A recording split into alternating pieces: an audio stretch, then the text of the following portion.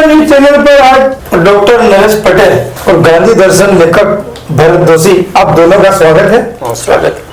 राष्ट्रपति महोदय द्वारा घोषणाएं कुछ नहीं हो सकती हैं, या वाकई जो आदिवासी वोट जो बटा हुआ है उससे क्या भारतीय जनता पार्टी को लाभ पहुंचेगा राष्ट्रपति महोदय आने के बाद? अभी तो दो मुद्दों पे बात चल रही है, एक तो बिल प्रदेश बनाने की और दूसरा है आदिवासी हिंदू है कि नहीं है। दो मुद्दों पे बहुत विचार चल रहा है, मंथन चल रहा है।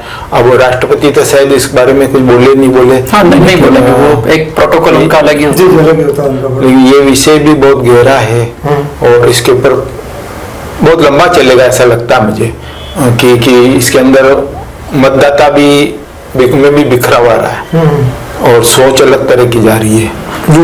हाँ, तो आगे क्या होता है वो देखने की बात है। अच्छा, बाप पार्टी के सामने एक नई पार्टी का उदय होने वाला है, जामू खंड के नाम से या जम्मू खंड के नाम से। तो क्या लगता है, क्या बाप पार्टी को इससे वोटों में कुछ कमी आएगी या कोई दूसरा राजनीतिक दल इस पार्टी को खड़ा कर रहा है? उनका क्या उद्देश्य यही पता नहीं लग रहा। वो आरक्षण के लिए लड़ रहे हैं, लेकिन वही बात तो बीजेपी वाले भी कर रहे हैं। अच्छा। आरक्षण के लिए वो भी लड़ रहे हैं, तो वो अलग से क्या उद्देश्य, क्या प्राप्त करना चाहते हैं वो स्पष्ट होगा, तब उनके बारे में उस पार्टी की जनाधार बढ़ेगा। जब तक बताते नहीं है कि हम क्यों वैचारिक रूप से दो टुकड़े होने वाला, तो अलग बात है। बाकी उद्देश्य क्या है वो स्पष्ट होगा तभी। नहीं, मैं समझता हूँ भारत आदिवासी पार्टी जब बनी तब लोगों ने कहा था कि इनको कुछ नहीं मिलेगा, बीटीपी से अलग हो गया है, तो 3-4 विधायक बना लिए, सांसद बना लिए। अब जम्मू खंड जो पार्टी बनाने की कोशिश चल रही है, उनमें उनके मुद्दों में कितना दम है, वो कितना आदिवासी वर्ग को या अन्य समाजों को अपने साथ जोड़ पाते हैं, ये भविष्य के गर्त में। लेकिन लोकतंत्र है, सभी को चुनाव लड़ने का अधिकार है। तो लेकिन ये जरूर है कि वागड़ की राजनीति बड़ी दिलचस्प होने वाली है और हो गई है। बिल्कुल हो गई है। बहुत वोटर इंपोर्टेंट हो गया। वोटर बहुत चालाक हो गया, बहुत चालाक हो गया। ना किसी को कहेगा नहीं। हाँ, और बहुत से नेता होते थे कि मतलब काम करते नहीं थे मगर ना भी नहीं कहते थे। हाँ, तो ये अब जनता जनार्दन हो गई है। अब ये जनता मतलब उस रास्ते बिल्कुल बिल्कुल। अब नेताओं को, सभी पार्टियों के नेताओं को, चाहे कोई भी पार्टी उसको हाँ देंगे, लेकिन ले भी लेते हैं।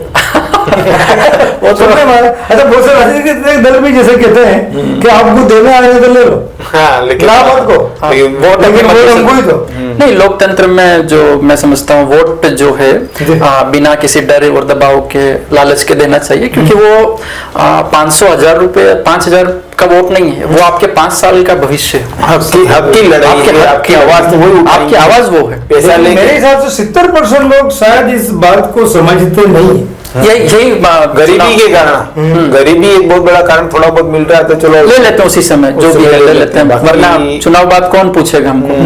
तो ये अक्सर हमने भी देखा है कि सब जैसे रैलियां हो जाती है तो फिर पैसे के लिए भी झगड़ता है। तो साहब वो तो 5000 रुपए आए थे 15 लोगों में, और हमको तो अगर देखा जाए तो 100 रुपए भी नहीं मिल रहे। सही बात है, बहुत सी बार।